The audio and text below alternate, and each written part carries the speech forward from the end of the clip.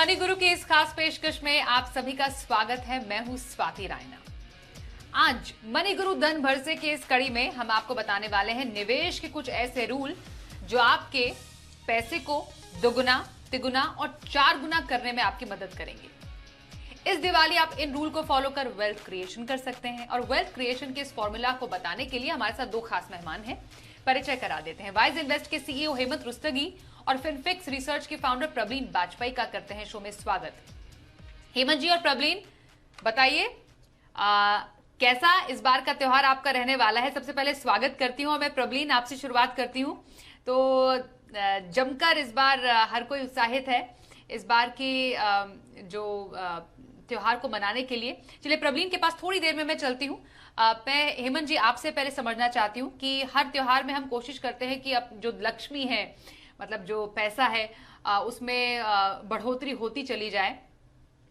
तो हम जब फाइनेंशियल प्लानिंग की बात करते हैं तो कुछ नियम या कुछ ऐसे रूल्स अपने लिए सेट करते हैं जिससे कि हमारे आगे आने वाले दिनों की जो कमाई है वो आगे बढ़ती चली जाए। आपके हिसाब से फाइनेंशियल प्लानिंग के जो बेसिक जो नियम है, विस्तार से तो हम बात करेंगे, पर जो बेसिक नियम है वो क्या होने चाहिए इस त्योहार में? देखिए स्वाति, आपने बिल्कुल सही कहा थी। फाइनेंशियल प्लानिंग जो है बहुत ही इंपॉर्टेंट एस्पेक्ट है अगर हम चाहते हैं कि हमारा फाइनेंशियल फ्यूचर जो है वो सिक्योर हो। इससे पहले कि हम बात करें कि उसके बेसिक रूल्स क्या है, आई थिंक ये समझना जरूरी है कि फाइनेंशियल प्लानिंग है क्या। फाइनेंशियल प्लानिंग बेसिकली हम करते हैं जब हम अपना इन्वेस्टमेंट प्रोसेस शुरू करते हैं, लेकिन एक तरीके से ये ऑन गोइंग प्रोसेस है। और अगर मैं इसको कहूँ तो बिल्कुल सही होगा ये कहना कि ये कहीं ना कहीं मनी से रिलेटेड जो हमारी स्ट्रेस है उसको कम करता है और इंश्योर करता है कि हमारी लाइफ की डिफरेंट स्टेजेस पे जो भी हमारी फाइनेंशियल रिक्वायरमेंट हो उसके लिए हमारे पास एडिक्वेट रिसोर्सेज हो। तो जब हम एक फाइनेंशियल प्लान की बात करते हैं तो एक तरीके से वो आपको एक कॉम्प्रिहेंसिव पिक्चर दिखाते हैं कि आपकी फाइनेंशियल सिचुएशन क्या है, आपके गोल्स क्या है, आप वहां तक कैसे पहुंचेंगे और किस तरह की स्ट्रेटेजी आपको अपनानी है। तो ये ब्रॉडली, क्योंकि कभी कभी क्या होता है जब हम फाइनेंशियल प्लानिंग की बात करते हैं तो इन्वेस्टर्स को लगता है कि भाई बहुत ही शायद कुछ कॉम्प्लिकेटेड चीज है। वो कॉम्प्लिकेटेड बिल्कुल नहीं है, एक सिंपल प्रोसेस है। बट सबसे इंपॉर्टेंट चीज है कि आपको डिसिप्लिन करने की जरूरत है। तो ब्रॉडली अगर मैं आपको रूल बताऊं तो सबसे पहली बात तो आपके पास एक क्लियर रोड मैप होना चाहिए कि आपको जाना कहाँ पे है। और उसमें बजटिंग जो है वो बहुत ही इंपॉर्टेंट हिस्सा है उसका। और तीसरी बात, रिस्क मैनेजमेंट। जब आप अपने इन्वेस्टमेंट प्रोसेस शुरू करें तो ध्यान रखें कि रिस्क मैनेजमेंट, चाहे वो लाइफ इंश्योरेंस हो, चाहे वो हेल्थ इंश्योरेंस हो, या चाहे वो एक इमरजेंसी फंड हो, उसके लिए आपके पास प्रॉपर प्रावधान होने की जरूरत है। आपके फाइनेंशियल प्लान के अंदर फ्लेक्सिबिलिटी होनी चाहिए ताकि आपको अगर कभी चेंजेस करने पड़े आपकी सिचुएशन की वजह से या तो मार्केट की वजह से, वो भी आपके पास होना चाहिए। तो आपको मॉनिटरिंग भी करना है लेकिन फ्लेक्सिबिलिटी भी करना है। और ऐसा नहीं है कि आपको थोड़े थोड़े समय पे बदलाव करने हैं, लेकिन हाँ, आपके पास फ्लेक्सिबिलिटी होना बहुत जरूरी है। आपकी जो टाइम होराइजन है उससे आपको कमिटेड रहना है, क्योंकि वही एक ऐसी मैं कह सकता हूँ रूल है जो इंश्योर करेगा कि आप अपने लक्ष्य तक पहुंच पाए। और सीखिए, आपको कहीं ना कहीं लोगों से बात करके सीखना है। जरूरी नहीं है कि आपको पूरा एक बहुत एक्सपर्ट बनना है, लेकिन आपको मालूम होना चाहिए कि आपके इन्वेस्टमेंट प्रोसेस में क्या आ रहा है। आप सुनने आपको सुनने की क्षमता होनी चाहिए कि जो आपको बताया जा रहा है उसको सुने और फिर डिसाइड करें कि किस तरीके से आपको इसको इम्प्लीमेंट करना है। और टैक्स सेविंग पे इंपॉर्टेंट ध्यान देना है। काफी बार एक ऐसा एस्पेक्ट है, क्योंकि टैक्स प्लानिंग अगर आप अच्छे से करेंगे तो जो आपके हाथ में पैसा आएगा उसमें काफी बढ़ोतरी हो सकती है। तो ब्रॉडली मैं कहूंगा ये रूल्स हैं, इनके ऊपर आपको ध्यान रखना है। अगर आप, जैसा मैंने पहले कहा, प्लान करें, इन रूल्स को फॉलो करें, तो आपका फाइनेंशियल फ्यूचर काफी हद तक सिक्योर हो सकता ओके, तो ये है फाइनेंशियल प्लानिंग के रूल और इनमें भी कुछ थंब रूल हैं जिनको हम समझने की अब कोशिश करते हैं, जिससे कि हमें कई बार मालूम चल जाता है कि जो गाढ़ी कमाई हम लगा रहे हैं, जो निवेश कर रहे हैं, वो आने वाले टाइम में कितना बढ़ सकती है। और इसके लिए बाकायदा कुछ रूल बनाए गए हैं। इस पर प्रवीण हमें बताएंगे। प्रवीण, आपसे मैं जानना चाहूंगी कि हर कोई चाहता है कि उनका पैसा जल्द से जल्द डबल हो जाए, लेकिन कब होगा, कैसे होगा, ये कोई ज्यादा तय नहीं कर सकता। कैसे होगा ये तो हम समझ रहे हैं, आपको अच्छे तरीके से निवेश करना है, पर कब होगा, क्या इसको पता लगाने का कोई रूल है? जी, नमस्कार स्वाति, आपको और ज़ी के सभी दर्शकों को फेस्टिविटीज़ की बहुत सारी शुभकामनाएँ। बिल्कुल पैसा डबल करना मेरे ख़्याल से हम सबका एज़ इन्वेस्टर्स एक सबसे बड़ा एस्पिरेशन होता है। हमें लगता है कि बस डबल हो जाए मनी और हम सब चाहते हैं कि जल्द से जल्द हो। पर इस चीज़ को क्वांटिफाई करने के लिए एक हमारे पास बहुत सिंपल रूल है जिसको हम रूल 72 बोलते हैं। और इस रूल में अगर एक निवेशक इस नंबर को 72 को अपने जो भी इन्वेस्टमेंट प्रोडक्ट को चूज़ कर रहे हैं, उसके रिटर्न से डिवाइड करें, तो उनको ये पता चल जाएगा कि उनका पैसा कितने टाइम में डबल होगा। मैं यहाँ पे एग्ज़ाम्पल लेती हूँ एनएससी का जो नेशनल सेविंग सर्टिफिकेट है, 6.8% का हमें रिटर्न देता है स्वाति। अगर हम इसको 72 को 6.8 से डिवाइड करें, तो हमें करीबन 10 साल, सवा साढ़े 10 साल का एक अवधि है जो लगेगी पैसे को डबल कर देते, बिकॉज़ एक 10.5 का हमारे पास यहाँ पे जो मैथमेटिकली एक नंबर निकल के आएगा।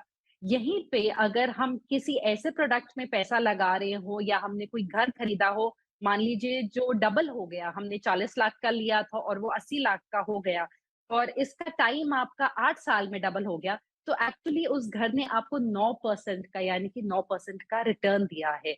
तो यहाँ पे 2 फ़ायदे हो जाते हैं। एक हमें ये पता चल जाता है कि जब हम किसी चीज़ की एक डिस्कशन कर रहे हैं कि इस चीज़ ने हमारा पैसा दुगना कर दिया, हमें ये पता चल जाता है कि उसने कितने रिटर्न पे ये पैसा हमारा दुगना किया है। बिकॉज़ अगर हम इसी नंबर को 72 को टाइम से डिवाइड करें, तो Swati at the same time हमें रिटर्न भी पता चल जाता है। यानी कि ये हमें एक टाइम का एस्पेक्ट और एक रिटर्न का एस्पेक्ट दोनों चीज़ें बताता है। और यहाँ पे मेरे ख्याल से इस रूल का जो सबसे बड़ा एडवांटेज है, वो है कि इन्वेस्टर्स किसी तरीके के स्कैम से बच सकते हैं। अगर उनको आज कोई बोलता है कि हम आपका पैसा साल में 2 साल में डबल कर देंगे, 2 साल में पैसा डबल करने के लिए आपको 36% का रिटर्न चाहिए। यानी कि एक इन्वेस्टर समझ सकता है कि ये एक बहुत ही हाई रिटर्न है, जिसको पाने में काफ़ी जोखिम होगा। तो एक मेरे ख्याल से एक बेहतरीन तरीका है समझने का इस पूरे सिचुएशन को। ये तो बहुत ही बेहतरीन किस्म की कैलकुलेशन है प्रबलीन। इसमें ज्यादा कैलकुलेटर की भी किसी को जरूरत नहीं पड़ेगी, उंगलियों पर आसानी से आप पता लगा सकते हैं कि आपकी निवेश की गई रकम कितने समय के बाद डबल हो जाएगी। Rule of 72 wonderful. मतलब मैथमेटिक्स उतना ज्यादा स्ट्रांग भी नहीं है, फिर भी आप 72 डिवाइडेड बाय जितने भी आपका जो भी इन्वेस्टमेंट प्रोडक्ट है उसका ब्याज दर या उनके रिटर्न को डिवाइड कर दीजिए और उतने साल में आपका पैसा डबल होने की पूरी संभावना है। बहुत बेहतरीन। कुछ और रूल्स पे समझूंगी आपसे प्रबलीन। ये जो रूल्स की हम बात कर रहे हैं हेमंत जी, फाइनेंशियल प्लानिंग के कुछ नियम है और उसके अंदर भी कुछ थंब रूल्स है जो यूजुअली हमें पता लगाने में मदद करते हैं कि हमारे जो निवेश की गई रकम है या जो हमारी फाइनेंशियल जर्नी है किस कदर आगे बढ़ रही है। आपने उसमें सबसे पहला और बेसिक जो पॉइंट बताया जो हम सबको मालूम है वो है अपना एक लक्ष्य क्रिएट करना। अब इस लक्ष्य में भी लोगों में कंफ्यूजन हो जाती है कि ये लक्ष्य क्रिएट करें कैसे। मतलब है तो बहुत सिंपल सा सवाल, लेकिन इसके बेसिस पे ही आपकी पूरी फाइनेंशियल प्लानिंग की जर्नी तय होती है।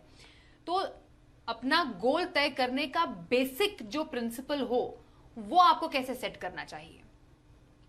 स्वाति, आपने बिल्कुल ठीक कहा। देखिए, जब हम बात करते हैं ना कि हमारे गोल्स क्या है, तो कभी कभी हमें लगता है कि बहुत सिंपल है, बट हमने देखा है कि इन्वेस्टर जब बैठते हैं अपने गोल्स को डिफाइन करने के लिए, तो कभी कभी कभी उनको स्ट्रगल करना पड़ता है। क्योंकि आप किसी भी इन्वेस्टर से बात किए, जनरली वो कहेंगे हमको वेल्थ क्रिएशन करना है, बट गोल्स को डिफाइन करना, और सबसे इंपॉर्टेंट चीज ये है कि उसमें शॉर्ट टर्म गोल भी होंगे, उसमें मीडियम टर्म गोल भी होंगे और उसमें लॉन्ग टर्म गोल्स भी होंगे।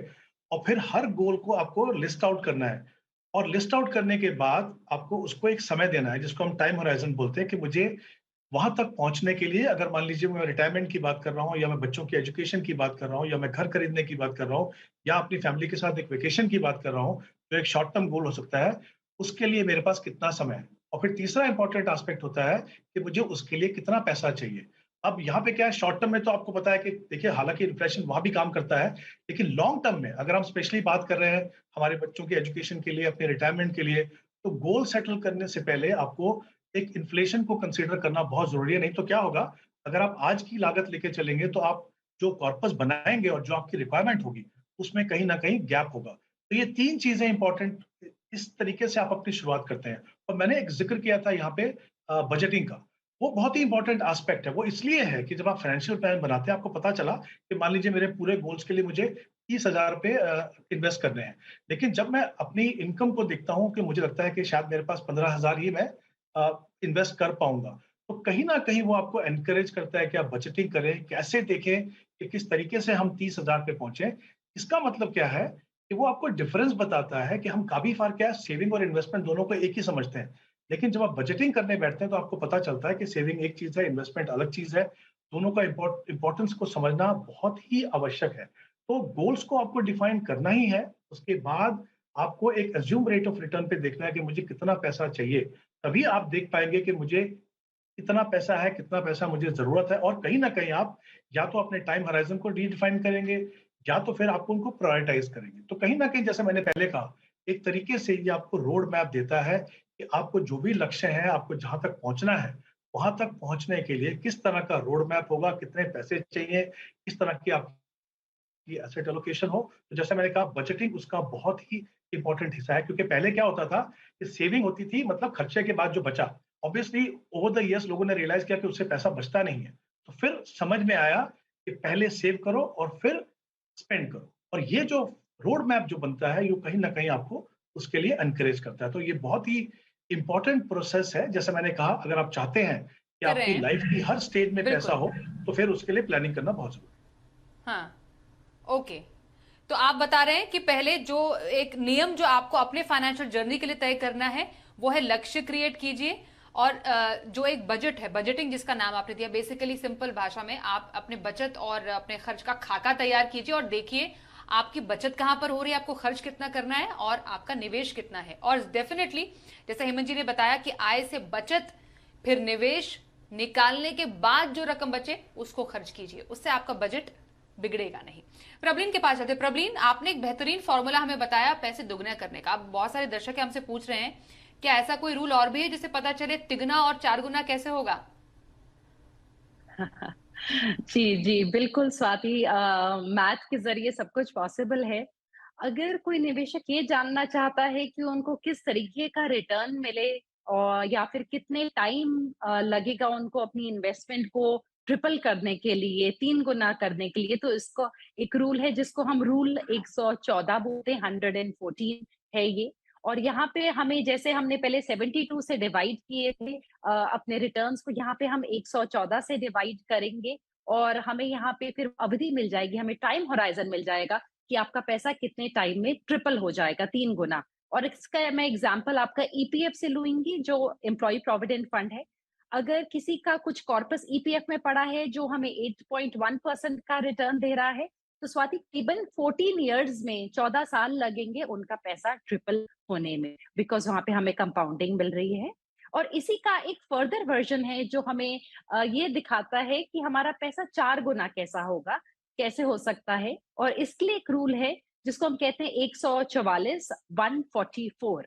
अगर हम 144 से यही सेम 8.1% का जो हमारा रिटर्न है ईपीएफ का, इसको डिवाइड करेंगे, तो स्वाति हम करीबन 17 साल में अपना पैसा 4 गुना कर सकते हैं। पर जैसे हमारी रिटर्न एक्सपेक्टेशंस ऊपर जाती है, अगर हमने पैसा अपना इक्विटीज में लगाया हो और हमें 11% का रिटर्न मिल रहा हो, तो हमारा पैसा करीबन 13 साल में 4 गुना हो सकता है। तो यहाँ पे हमें टाइम होराइज़न भी पता चल गया। और अगर हमारे पास टाइम होराइज़न है कि हम 4 गुना अपने पैसे को जल्दी करना चाहते हैं, तो हम इसी नंबर को अपने टाइम होराइज़न से डिवाइड कर देंगे और हमें ये पता चल जाएगा कि हमें कितना रिटर्न चाहिए उस लक्ष्य को पाने का। तो हमारे पास डबल, ट्रिपल और 4 टाइम्स जो एक ब्रॉडर फ्रेमवर्क है इन्वेस्टर्स के लिए, वो हमारे पास अवेलेबल है इन बेसिक प्रबलीन, एक मैथ्स के बात थ्रू। बताइए, क्योंकि हम त्योहारी सीजन में हैं और त्योहारी सीजन में लोग यूजुअली कंप्लेन करते हैं, हालांकि है कंट्रोल उनका ही अपने हाथ पर, कि पैसा हाथ में टिकता नहीं है जी। और ना चाहते हुए भी फिजूल खर्ची हो जाती है। तो क्या ऐसा भी कोई रूल है जिससे हम जी। इस फिजूल खर्ची को शायद डिले कर पाए? ऐसा कोई बना हुआ है जी, नियम? जी, बिल्कुल। बिल्कुल स्वाति, जैसे हमें अक्सर बोला जाता है कि अगर गुस्सा आए तो आप 1 से 10 तक गिनिए, तो थोड़ा-सा गुस्सा शांत हो जाएगा तो शायद हम गलत तरीके से रिएक्ट नहीं करेंगे। ऐसा ही एक रूल है जो हमें जो इंस्टेंट हम शॉपिंग करते हैं रात को अपना बैठ के हम ऑनलाइन कुछ परचेज़ कर लेते हैं या मूड खराब है और हम सोचते हैं चलिए हम कुछ खरीद लें फटाफट, उससे बचाने के लिए हमारे पास एक 7 डे का रूल है। आज अगर हम सोचते हैं कि मैं जाके कुछ 15,000 का 20,000 का बाय कर लूँ, तो आप अपने आप को एक 7 दिन का पीरियड दीजिए और उसके बाद डिसाइड करिए कि आपको उस चीज़ को लेने की ज़रूरत है। और ये सिर्फ रूल जो है ये हमारी शॉपिंग पे नहीं, ये हमारे किसी भी तरीके के बड़े एक्सपेंडिचर से भी हमें बचा सकता है। स्वाति, जैसे कोई ट्रैवल प्लान हो, आपने एकदम से बना लिया, आपने अपनी एयर टिकट्स बुक कर ली जल्दी में और बाद में वो फॉर्मली नहीं हुआ। तो एक 7 डेज़ का कूलिंग पीरियड जो है मेरे ख्याल से ये बहुत इम्पल्सिव बाइंग से हमें बचा सकता है, एंड स्पेशली वो बाइंग जो किसी तरीके के लोन सेंट्रिक मीडियम से आ रही है, जैसे हम क्रेडिट कार्ड को यूज़ कर रहे हैं या हम ईएमआई पे वो कोई परचेज़ कर रहे हैं, तो मेरे ख्याल से वहाँ पे ये और भी बहुत इम्पोर्टेंट हो जाता है इस चीज़ को फॉलो करना। प्रवीण वाजपेयी हमारे साथ हैं और हेमंत रुस्तगी से कर रहे हैं हम खास चर्चा। हेमंत जी, रिस्क मैनेजमेंट का आपने जिक्र किया कुछ समय पहले। रिस्क मैनेजमेंट थोड़ा संक्षिप्त में जवाब चाहूंगी, कैसे किया जाए? रिस्क मैनेजमेंट के अंदर किसी के फाइनेंशियल प्लानिंग और पोर्टफोलियो में क्या क्या आता है? स्वाति बिल्कुल सही है। देखिए, रिस्क मैनेजमेंट जो है बहुत ही इंपॉर्टेंट एस्पेक्ट है। जैसे हम अगर हम फाइनेंशियल प्लानिंग की बात कर रहे हैं, फाइनेंशियल प्लानिंग का मतलब ये है कि हम किस तरीके से अपने गोल्स को पूरा करें। उसके लिए हम मेहनत भी करते हैं, प्लान भी करते हैं, इन्वेस्ट भी करते हैं। लेकिन रिस्क मैनेजमेंट का मतलब ये है, और ये इनफैक्ट रिस्क मैनेजमेंट आपको शुरुआत में करना है और उसके बाद अपना इन्वेस्टमेंट प्रोसेस शुरू करना है। वो इसलिए इंपॉर्टेंट है, देखिए हमारे लाइफ में किस तरह के रिस्क आ सकते हैं। हम फाइनेंशियली अगर हम बात करें, वो हमारी लाइफ का रिस्क हो सकता है, हमारी हेल्थ का रिस्क हो सकता है, या कोई ऐसी फाइनेंशियल इमरजेंसी आ सकती है जिसके लिए हमारे पास हम कोई प्रोविजन होना बहुत जरूरी है। जो भी हम मेहनत करते हैं, जो भी हम कोशिश करते हैं कि हम अपने गोल्स को पूरा कर सकें, अनफॉर्चुनेटली अगर कुछ ऐसा होता है कि वो जो जो अर्निंग मेंबर है फैमिली में वो नहीं रहे, तो जो फैमिली की जो एस्पिरेशंस हैं, गोल्स हैं, वो तो वहीं पे रहेंगे। वो पूरे कैसे होंगे? वो पूरे होंगे लाइफ इंश्योरेंस से। हेल्थ इंश्योरेंस, जैसा कि हमारा लाइफस्टाइल है और जिस तरीके से हम देख रहे हैं कि आज ट्रीटमेंट इतनी महंगी हो चुकी है, बहुत ही इंपॉर्टेंट है। क्योंकि अगर किसी भी आप निवेशक को देखिए, किसी को भी देखिए, अगर 2-3 दिन अगर हॉस्पिटल में जाना पड़े, तो इतना बड़ा बिल आता है कि आपका पूरा साल का जो है फाइनेंशियल बजट पूरा हिल जाता है। तो आपको इंश्योर करना है कि आपके पास एडिक्वेट हेल्थ इंश्योरेंस हो।